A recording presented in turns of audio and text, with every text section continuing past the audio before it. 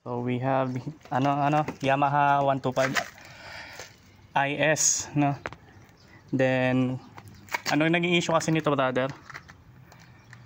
Ano yan, pubuwak-puwak. Oo.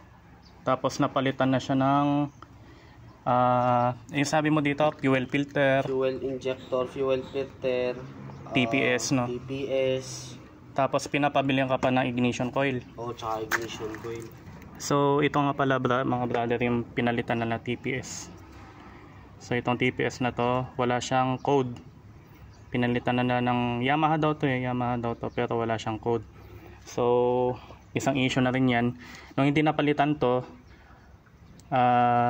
nung pinalitan natin ng 4S1M, naging okay yung kanyang andar naman, pero bandang duluhan wala siyang bigay, kumbaga nalulunod. So naging okay naman sa TPS. Dito sa yellow basket ko yan, 4S1M. Tapos upon checking, yung stock niya na injector pinalitan. So pinalit nila is 6 holes. Dali, medyo nanginginig tayo kasi pasmado talaga yan, 6 holes. So nagtaka na rin ako kasi yung stock nito blue, katulad nung nasa video nung 125i natin na vlog.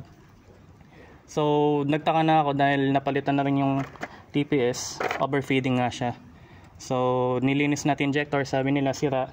Gumamit tayo ng FX tool para injector cleaner natin siya, i-bypass pass 3. Ayan, binalik natin stock. So far so good, umayos. So hindi na kailangan itong ignition coil. Yung ay sinasabi nga, mga hula-hula yung ibang mekaniko, pasensya na po, pero hindi na natin babanggitin yung pangalan. Dapat i-diagnose nyo muna mabuti, hindi yung palit ng palit. I-test nyo yung mga nakalagay na stock. Ngayon, kapag hindi pa rin doon, yung isa naman. One step at a time. Alright?